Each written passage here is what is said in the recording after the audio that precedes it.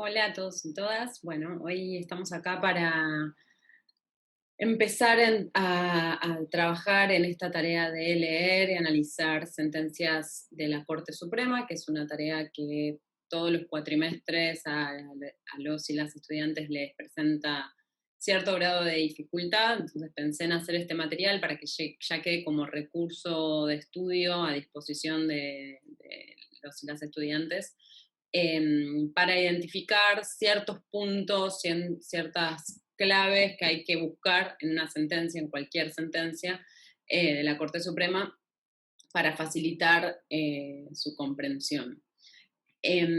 La idea no es, digamos, vamos a ver estos puntos clave, no vamos a hacer análisis de sentencias, y vamos a usar una sentencia de ejemplo, que es el fallo Schifrin de la Corte Suprema, que es del año 2017. Lo vamos a usar, digamos, para ejemplificar algunas cuestiones para que ustedes después puedan ir y ver si terminaron de entender cada uno de esos puntitos claves que tenemos que identificar. No es para profundizar en el fallo, digamos, no vamos a hacer el análisis del fallo eh, estrictamente hablando, sino que lo vamos a usar de ejemplo. Ustedes después van, ven el fallo si logran identificar esto que hablamos acá, y eso sí lo pueden replicar con otras sentencias judiciales. En primer lugar, digamos, siempre la lectura de sentencias judiciales presenta cierta dificultad a todos y a todos los alumnos, me pasa a todos los cuatrimestres. No hay que frustrarse, digamos, ante estas dificultades. La práctica va a hacer que sea mucho más fácil adentrarse en la lectura. Digamos, no es de un día para el otro, no es que lea una sentencia y ya está. Tenemos que incorporar un montón de lenguaje jurídico al cual no estamos acostumbrados, que no surge tampoco de los textos tradicionales, de un artículo, un paper, digamos, y también de una cierta estructura, un formato que es bien diferente en las sentencias. Pero una vez que practicamos, lo hacemos varias veces, va a ser mucho más fácil, ¿sí? Siempre lo digo, no se frustren, hay que intentarlo, hay que hacerlo muchas veces, y a veces además determinadas sentencias presentan mayor grado de dificultad por el lenguaje utilizado, por el tema o el asunto del cual tratan el caso. Es práctica. Luego esa práctica nos va a servir además para mejorar nuestro lenguaje, mejorar nuestra capacidad de argumentación, por eso también es muy importante que leamos sentencias, para mejorar la comprensión de otros tipos de textos, digamos, que son quizás más sencillos, pero que tienen algún tipo de complejidad o de lenguaje específico, y al adquirir mayor lenguaje nos va a ser mucho más sencilla la tarea. Bien, primero vamos a buscar entonces estos puntos clave que tenemos que identificar en unas sentencias, cosas que siempre están en una sentencia de la Corte Suprema.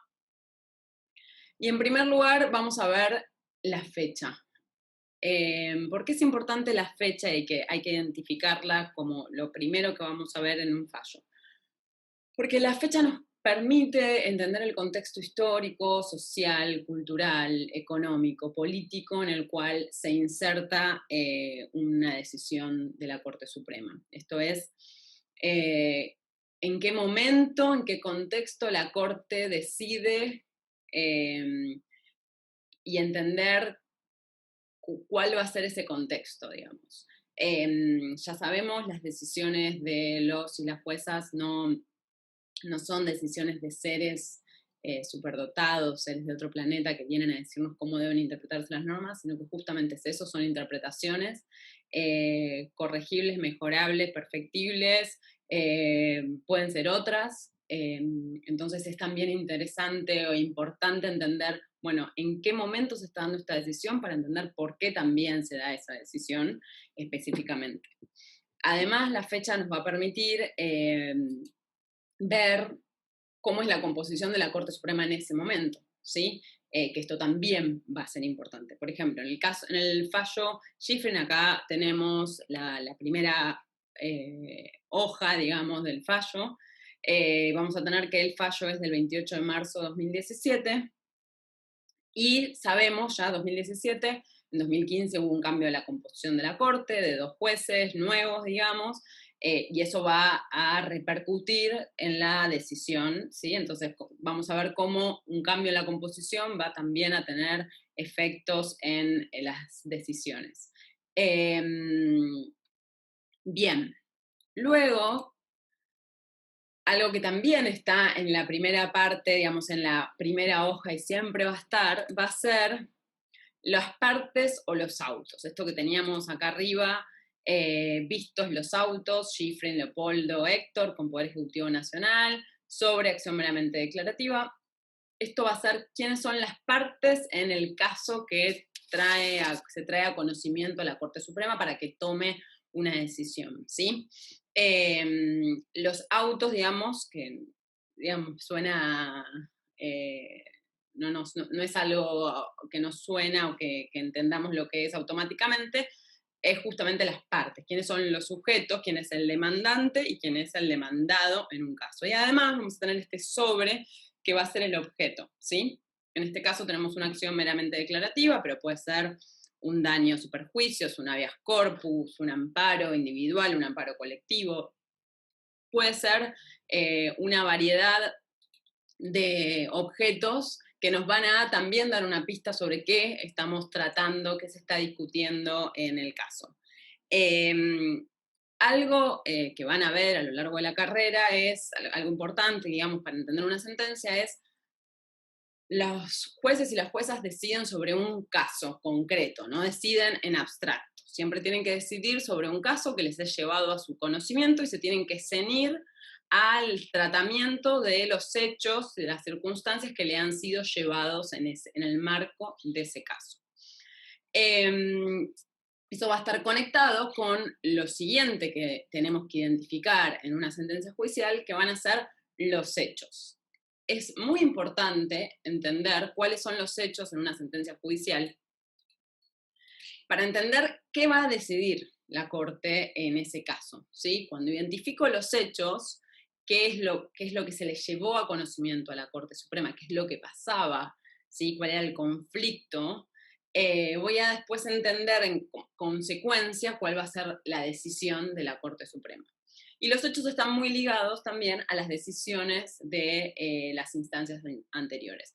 Una cosa importante, o yo al menos pensaría que los hechos van a estar al principio de una sentencia. Bueno, en la mayoría de los casos los hechos están al principio de una sentencia de la Corte Suprema, pero en muchos otros casos no, y están repartidos a lo largo de la sentencia, o a veces ni siquiera están del todo mencionados, ¿sí? En esta sentencia no es que la Corte hace un relato de los hechos, ¿sí? Arranca directamente con lo que se resolvió en las instancias anteriores, pero hay que intentar, a través de todo lo que va diciendo la Corte, hacer una reconstrucción de los hechos. Y además también se puede hacer un googleo, digamos, buscar a ver si hay algo de material en el cual podamos entender cuáles son los hechos. ¿Sí? En este caso en Schifrin, ya lo vamos a ver cuando veamos Schifrin, que además estamos hablando de Schifrin porque justamente Schifrin es uno de los primeros fallos que vemos, así que también ustedes pronto van a poder hacer el análisis de Schifrin para ver si terminaron de entender bien esto. Bien. Schifrin entonces es la discusión consecuente del fallo Fight, ¿sí? De 1999 respecto de la reforma judicial, la reforma constitucional de 1994 que modificó el inciso tercero del artículo 99 de la Constitución Nacional, incorporando que a partir de los 75 años los y las juezas tienen que volver a ser nombrados por el Senado y, digamos, por el presidente con acuerdo del Senado, ¿sí? Y por un lustro más, digamos, por 5 años, y ahí nuevamente tiene que haber un nombramiento, etc. En este caso, Leopoldo Schifrin, un juez que presenta esta acción declarativa de certeza porque se estaba intentando hacer un nuevo nombramiento en su caso, porque ya había cumplido la edad, de 75 años, entonces quería entender cuál era el criterio de la Corte Suprema respecto de la aplicación de este artículo. Ya lo vamos a ver cuando veamos el fallo en sí, ahora no me voy a extender demasiado. En Fight la Corte había anulado la reforma de ese artículo porque había establecido que la Convención Constituyente del 94 se había excedido en las funciones, no podía reformar ese artículo en particular. Y en Shiffrin ahora vamos a ver brevemente, digamos, qué es lo que sucede. Lo que pasa en las decisiones, lo que vemos en el primer párrafo, segundo párrafo de la sentencia, nos va a hacer un relato que pasó en las sentencias anteriores. Las sentencias anteriores hacen lugar a la acción declarativa de certeza de Shiffrin, estableciendo la nulidad de la reforma constitucional, por lo cual, digamos, por esta garantía de los cargos vitalicios para los jueces y la inamovilidad, entonces declaran digamos, la nulidad de esa reforma. Luego, ¿qué tenemos que identificar? Luego vamos a ver la decisión, cuál es la decisión de la Corte Suprema. Los fallos judiciales, vamos a ver, vamos a tener el visto, ¿sí? Que van a ser los autos, vistos los autos, y ahí tenemos las partes, y luego van a empezar con todos los considerandos, que es esto que les digo a partir de que empieza relatando la instancia anterior en Shiffrin, van a venir un número indeterminado de considerandos, que son las consideraciones por las cuales la Corte Suprema va a decidir de determinada manera. ¿Sí? Ese va a ser el núcleo central de nuestra sentencia. Va a ir argumentando a través de distintos considerandos, considerando 1, considerando 2, considerando 3, hasta llegar a la decisión. Entonces, vamos a buscar la decisión, cómo decide la Corte, ¿sí? En este caso, esperen que acá está. Bueno, se me mezcló un poco. Vamos a tener la decisión de la Corte, en este caso se declara procedente el recurso extraordinario, se revoca la sentencia apelada y se rechaza la demanda. Este es el resolutorio, va a estar al final de la sentencia y ahora vamos a ver cuándo miramos el resuelve o no. Sin que la presente declaratoria afecte la validez. Básicamente lo que está resolviendo la Corte acá es declarar la validez de la reforma del 94, ¿sí? Por lo cual a partir de los 75 años los jueces y las juezas deberían ser sometidos a un nuevo nombramiento, ¿sí? A través del procedimiento que establece la propia Constitución, ¿sí? Entonces anula las decisiones de las instancias anteriores. Cuando buscamos la decisión de la Corte Suprema, ¿sí? Vamos a estar hablando de la decisión de la mayoría. ¿Sí? ¿Y por qué hablo de mayoría? Porque en las sentencias de la Corte Suprema, al ser un órgano colegiado, vamos a tener el voto de la mayoría, a veces el voto de la mayoría es el voto único, pero a veces los jueces no están de acuerdo con el voto de la mayoría y van a votar en disidencia, ¿sí? Son votos de la minoría.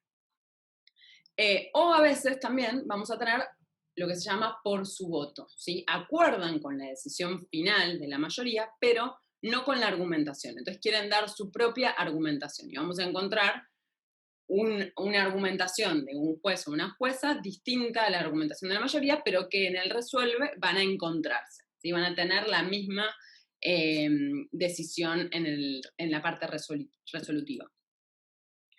¿Por qué les pongo esto acá? Justamente porque acá vamos a ver cuáles son los votos en disidencia. Este es el final del resolutorio, está abajo del resolutorio.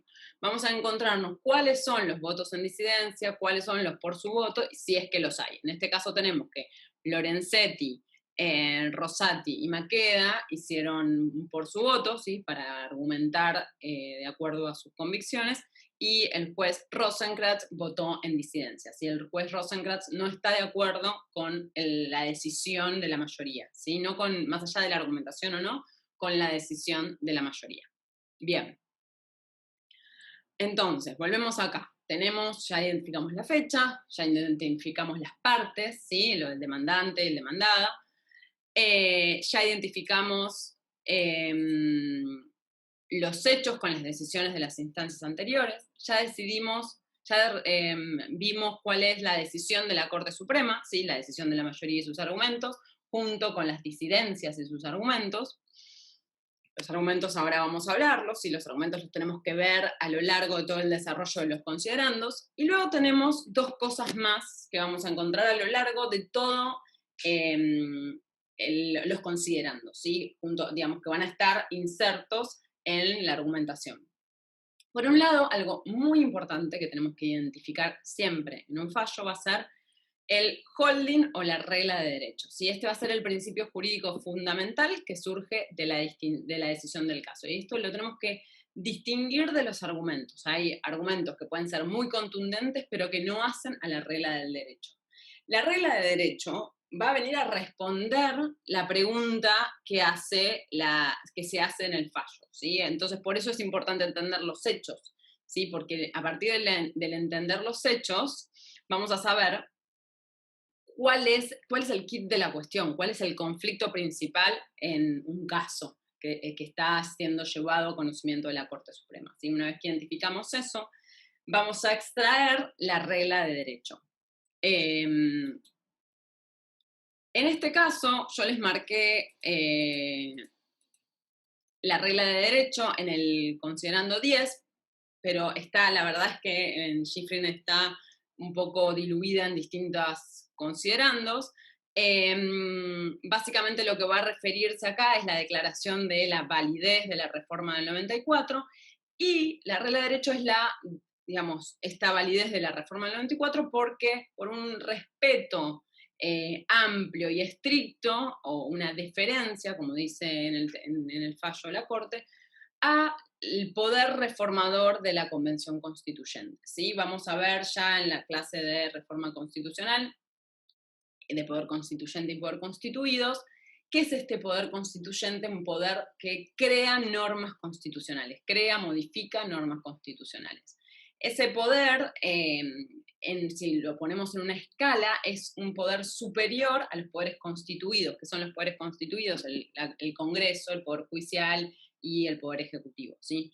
Entonces, como es un poder superior a estos poderes, la Corte dice hay que tener total deferencia, total respeto a lo que resuelve una convención constituyente que va a reformar una constitución, ¿sí? Entonces, la declaración de invalidez no es que no puede hacerse, ¿sí? La Corte en Schifrin va a decir cuándo se puede hacer, lo vamos a ver cuando veamos Schifrin específicamente.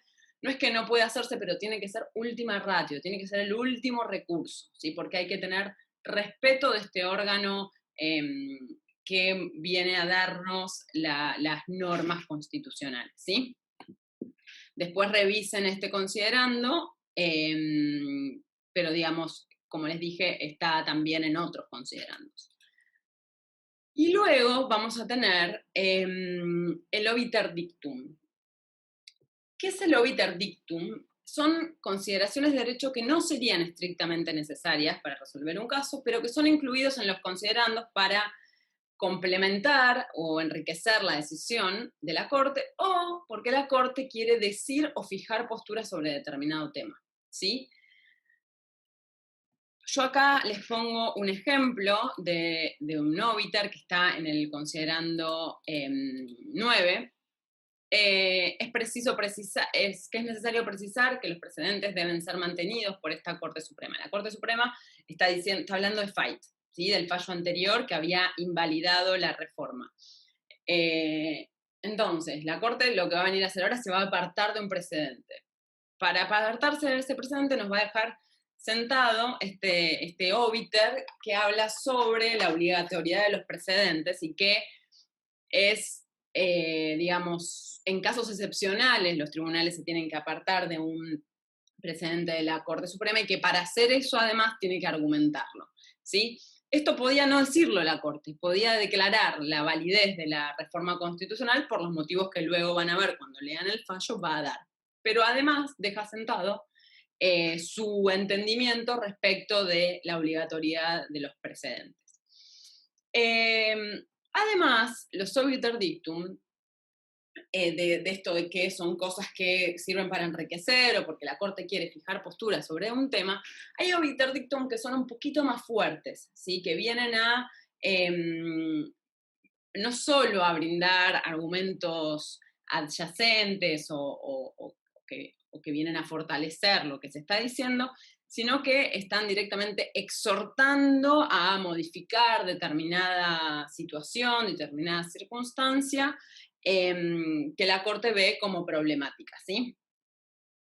En esta sentencia podemos ver dos obiter dictum que son un poquitito más fuertes, uno más que el otro. El obiter que está en el considerando 17 refiere a el carácter de contenidos pétreos de los derechos humanos en la Constitución Nacional. Ya vamos a ver esto de los contenidos pétreos, que es una doctrina de un constitucionalista, Villar Campos, que no surge de ninguna parte de la Constitución Nacional, y la Corte en este fallo quiere dejar sentado que ella cree que hay determinados contenidos pétreos que quiere decir que no se pueden modificar ni siquiera por una convención constituyente, y dentro de esos contenidos pétreos estarían los derechos humanos. Y luego, un obiter dictum de estos fuertes o recargados vamos a encontrarlo en el considerando 26, que nos va a hablar de la Corte va a compeler al Consejo de la Magistratura por todos los medios necesarios, a garantizar que se cumpla el 99 inciso 3. Esto es que todos los jueces que cumplan 75 años sea revisado, digamos, sea nuevamente sujeto de un nuevo nombramiento, ¿sí? Y esto va más allá de la decisión del caso, porque la decisión del caso es sobre Schifrin, ¿sí? La Corte no necesitaba ordenarle al Consejo de la Magistratura que revise todo el resto de los demás casos, ¿sí? Bien. Algunas recomendaciones respecto digamos, para la lectura de los fallos. Primero, como les decía, hay que prestar mucha atención al contexto político, económico, social, cultural, en el cual la Corte va a estarnos diciendo algo. Algo que suele pasar mucho, sobre todo cuando los estudiantes y las estudiantes exponen los fallos, es que se pierden, digamos, van a ver en la lectura del fallo que la Corte siempre va a hablar de un montón de normas, y muchas veces se pierden en esos detalles. No quiero decir que eso no sea importante, pero no hace al foco del asunto, ¿sí? Entonces no se pierdan en la literalidad de las normas, en intentar entender palabrita por palabrita de las normas, ¿sí? Lo mismo respecto de la doctrina y la jurisprudencia. Van a ayudarnos al razonamiento, pero no es lo fundamental en un fallo. Váyanse de ahí. Y otra cosa que les decía antes es respecto de esto de, si empezamos por el resuelve, empezamos por el final, vamos a ver qué decide la Corte primero antes de empezar a leer el fallo. Y esto, la verdad, es un poco a gusto de cada uno y cada una. En el estudio, digamos, durante la carrera, muchas veces, o la mayoría de las veces, no es tan importante qué resuelve la Corte, digamos, sino cómo llega a eso, cuál es el holding y la regla del caso, la capacidad de argumentación, porque vamos a aprender mucho de esa capacidad de argumentación. Los obiter muchas veces son muy importantes en los fallos, los obiter dictum, y quizás el resuelve es lo menos importante, digamos, a los efectos pedagógicos. Aún así, hay a muchos y a muchas que les resulta mucho más sencillo, primero ver cuál fue la decisión, y eso les ordena, les estructura las ideas para luego empezar con el análisis de los hechos, las decisiones de instancias anteriores, la decisión de la Corte, los votos distintos, el holding y los obiter, ¿sí? Pero eso es, fíjense qué mecanismo les resulta mejor. Y una cosa más importante también, ya finalizando, es cuando leemos una sentencia en el marco de una materia, digamos, de una asignatura, tenemos que ver en dónde ese fallo está incorporado, en qué tema, en qué unidad, qué se está viendo, porque los fallos muchas veces tratan de distintos temas, ¿sí? Y nosotros, digamos, los y las docentes elegimos un fallo y lo ponemos en determinada unidad por un motivo. Y ustedes en la lectura, si se pierden con los 1000 temas que trata el fallo, les va a ser mucho más difícil que si identifican por qué lo estamos viendo, cuál es el tema que queremos que ustedes vean, y van y buscan eso en la sentencia. No quiere decir que lo otro no lo vean, ¿sí? Pero quizás para, digamos, para empezar con esta tarea de comprensión de sentencias judiciales, mejor entiendan, vean, busquen en el programa, digamos, en qué unidad está inserto el fallo para ir a eso, ¿sí? Para concentrarse en eso y no perderse en otras cosas, ¿sí? A veces, no sé, un fallo puede tratar de cuestiones penales y lo ponemos por, no sé, por igualdad y y hablar también de un montón de cuestiones procesales que no hacen a la cuestión por la cual él o la docente lo eligió para esa unidad, ¿sí? Entonces es importante que identifiquen por qué lo estamos viendo. Y lo demás, como les decía al principio, es básicamente práctica. Así que espero que esto les sea útil y nos estamos viendo.